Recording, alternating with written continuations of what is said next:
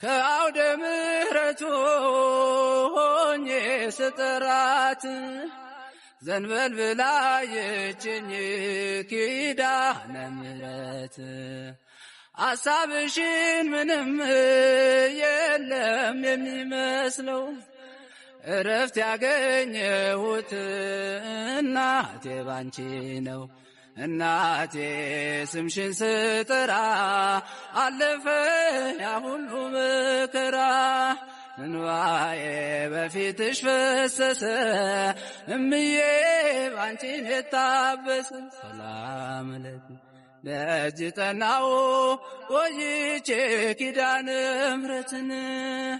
ተጽናናሁኝ ረሳዋ ሐዘኔን የአምላክ እናት እመቤታችን ሞገሱኝኝ ቀሪው ዘመኔን